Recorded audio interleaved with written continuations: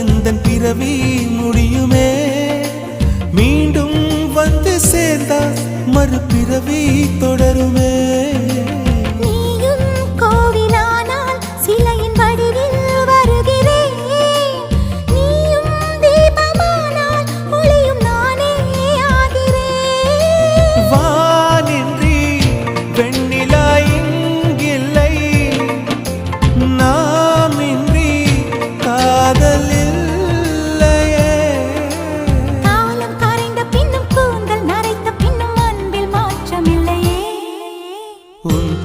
சொல்ல ஆசைதான், உள்ளம் முருக ஆசைதான், உயிரில் கரிய ஆசைதான், ஆசை